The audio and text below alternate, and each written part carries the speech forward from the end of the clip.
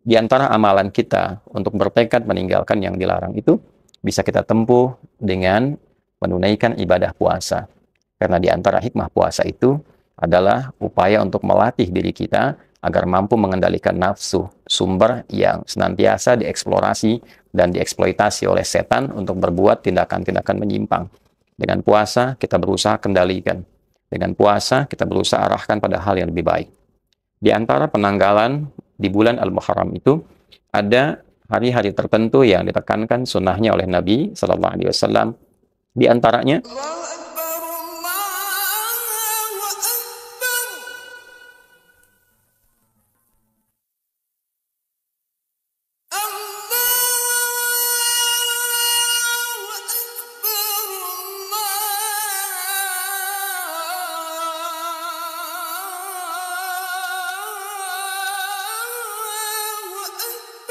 Bismillahirrahmanirrahim.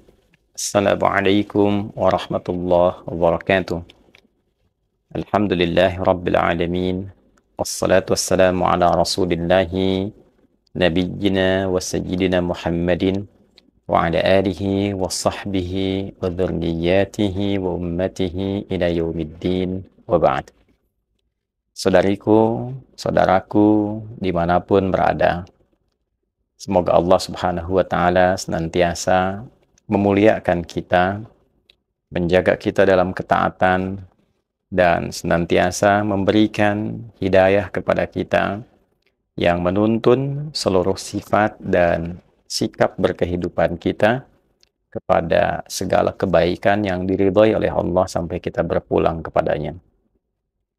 Teman-teman dimanapun berada, dalam rangka menjalani kehidupan itu dan berupaya menjadi pribadi yang lebih baik, tentunya banyak beragam tantangan yang kita hadapi, tidak mudah untuk dilalui, dan seringkali membelokkan kita semua dari jalur-jalur kebaikan itu menuju hal-hal yang tidak positif. Untuk itulah Allah Subhanahu wa Ta'ala dengan kasih yang sangat mendalam, dengan perhatian yang begitu luas menjangkau seluruh hamba-Nya, Rahman dan Rahimnya, memberikan kita kesempatan yang tiada terbatas untuk kembali mengoreksi keadaan diri kita, mengevaluasi diri, meninggalkan segala jenis yang dilarang yang mengakibatkan pada kerendahan harkat dan martabat kita di hadapan Allah Subhanahu wa Ta'ala. Sampai ajal menjelang tentunya, sampai nafas berada di tenggorokan, semua masih punya kesempatan untuk kembali menjadi lebih baik. Seberat apapun kesalahan yang pernah dilakukan, sehitam apapun dosa yang pernah diperbuat, selalu kita masih memiliki hak untuk menjadi pribadi yang lebih baik sepanjang kita mau kembali dan menanamkan keyakinan yang kuat pada diri kita bahwa Allah tidak pernah memberikan satu batasan untuk memutus rahmat-Nya demi mengampuni kita sebagai hamba-Nya. Demikian Allah menyampaikan di dalam Al-Quran surah ke-39 Az-Zumar di ayat ke-53 itu. Qul ya ibadiyalladzina asrafu ala anfusihim la taqnatu min rahmatillah innallaha yaghfiru dzunuba jami'a. Katakanlah Muhammad sallallahu alaihi wasallam pada seluruh hamba-hambaku, duhai seluruh hambaku yang terkadang ia melakukan dosa-dosa yang begitu melampaui batas, melakukan tindakan-tindakan yang dilarang, yang kadang-kadang tidak berbilang. Bila engkau terfikir untuk kembali menjadi lebih baik, ada kilatan di hatimu untuk berubah, maka jangan pernah engkau menyimpulkan putusnya rahmat Allah Subhanahu wa Ta'ala untuk mengampuni seluruh dosa-dosa yang pernah kau kerjakan itu.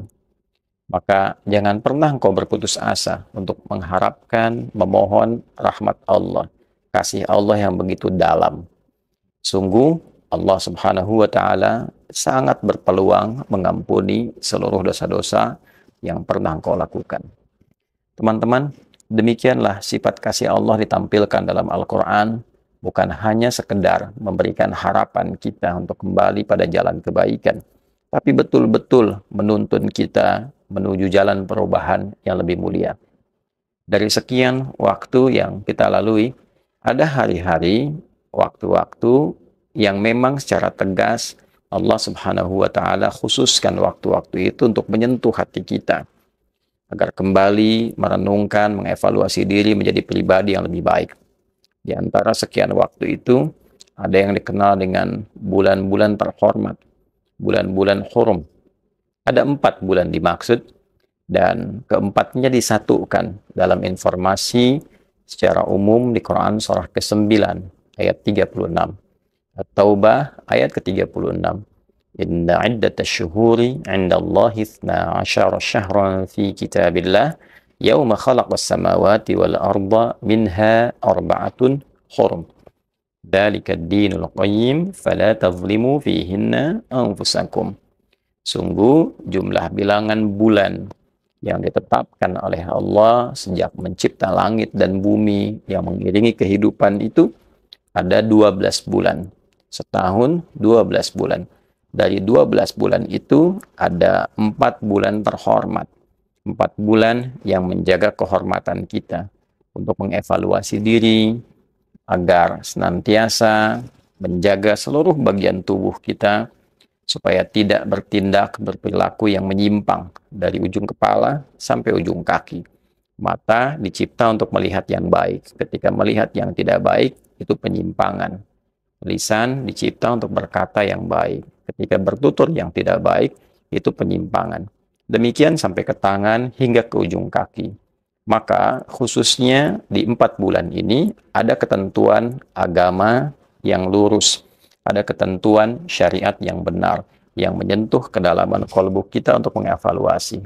Apakah memang selamanya akan menjadi tidak baik, sementara Allah memberi kesempatan pada kita sebelum wafat untuk kembali menjadi pribadi yang lebih baik. Maka 4 ini dijelaskan oleh Nabi. Thalathah mutawaliyat, 3 bulan itu perangkai berurutan.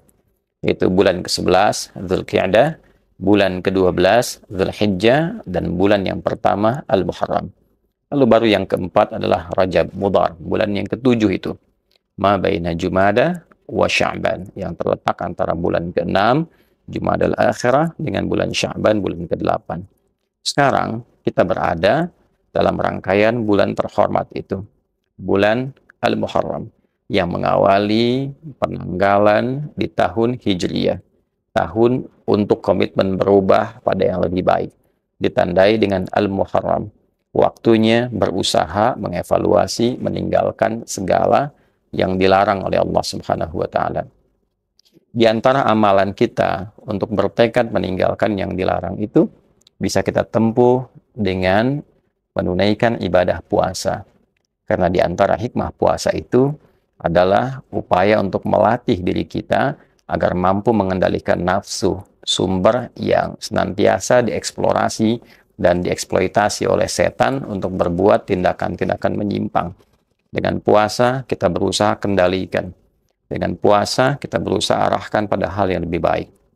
Di antara penanggalan di bulan Al-Muharram itu, ada hari-hari tertentu yang ditekankan sunnahnya oleh Nabi SAW. Di antaranya, informasi yang didokumentasikan oleh Al-Imam Al-Bukhari dan Al-Imam Muslim yang tersambung sanadnya bahkan kepada Sayyidah Aisyah Ummul Mukminin radhiyallahu taala anha, istri Nabi mulia Sayyidah Aisyah, ibunda kita insan beriman. Beliau menyampaikan informasi yang tersambung pada Nabi sallallahu alaihi wasallam. Yang kawak informasi ini pun dikuatkan diantaranya oleh sahabat Ibnu Abbas radhiyallahu taala anhuma, bahwa Nabi sallallahu alaihi wasallam saat tiba di Yathrib atau Al-Madinah Al-Munawwarah melihat orang-orang Yahudi menunaikan puasa. Lalu beliau mengkonfirmasi puasa apa yang dikerjakan.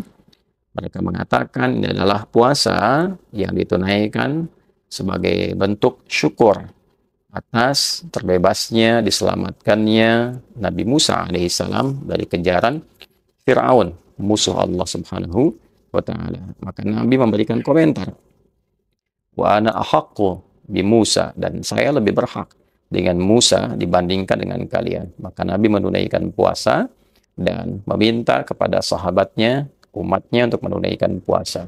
Itulah di hari ke-10 bulan Al-Muharram yang disebut dengan puasa Asyura. Ternyata di tanggal 10 Al-Muharram ini, menurut penelusuran beberapa ahli sejarah, para ulama juga menemukan satu informasi bahwa Nabi Adam alaihissalam ketika turun ke bumi, ketika menerima dari Allah satu kalimat evaluasi, kalimat tobat, kalimat yang dibimbingkan untuk anak cucunya kembali pada jalan yang benar, itu pun terjadi pada 10 Al-Muharram. Kalimat yang sangat viral, bahkan dicantumkan dalam satu firman Allah di Quran surah Al-A'raf itu, Rabbana zalamna anfusana wa illam taghfir lana wa tarhamna lanakunanna minal khasirin. Demikian ternyata ada juga yang menelusuri informasi bahwa kapal besarnya, bahteranya Nabi Nuh alaihissalam ketika mendarat pasca musibah besar, banjir besar itu terjadinya di 10 Al-Muharram. Peristiwa-peristiwa penting yang menandai perubahan dari yang tidak baik menjadi baik, mengevaluasi dari keburukan menjadi awal kebaikan. Fir'aun buruk ditenggelamkan, muncul baiknya tuntunan Musa alaihissalam. Nabi Adam alaihissalam diberikan oleh Allah izin sebagai petunjuk kepada anak cucunya untuk berubah dari salah menjadi baik. Nabi Nuh alaihissalam meninggalkan kondisi umatnya yang tidak baik menjadi baik. Terjadinya 10 Al-Muharram. Jadi ada nilai evaluatif di dalamnya. Ada nilai muhasabah, koreksi di dalamnya. Untuk itulah ketika menunaikan puasa di hari ke-10 di bulan Al-Muharram ini, bahkan Nabi pernah berkomentar. Yang komentar Nabi ini, sabda beliau ini, didokumentasikan dan diteruskan oleh sahabat Abu Qatadah radhiyallahu ta'ala anhu, yang kelak disampaikan juga ke kita dan didokumentasikan oleh Al-Imam Muslim dalam kitab sahihnya. Saat Nabi SAW menyampaikan bahwa puasa di 10 Al-Muharram itu, puasa Asyura itu, anni ahtasibu ala Allah, aku berharap di antara pahalanya dari Allah Subhanahu wa Ta'ala, yukaffir as-sanah allati qablahu, bisa menggugurkan dosa-dosa setahun yang telah berlalu. Ditafsirkan oleh para ulama, yang dimaksud setahun berlalu itu adalah dosa-dosa kecil, malam takunil kabair, sepanjang bukan yang besar, yang diiringi dengan taubat. Maksudnya, saat menunaikan puasa itu, maka yang kecil-kecil otomatis diampuni. Bila bertobat dalam menunaikan puasa itu, yang besar pun digugurkan. Jadi puasa ini begitu bernilai. Puasa ini walaupun sehari dalam setahun, nilainya begitu tinggi. Karena saat dikerjakan, yang kecil bisa dibersihkan, yang besar bisa ditaubati.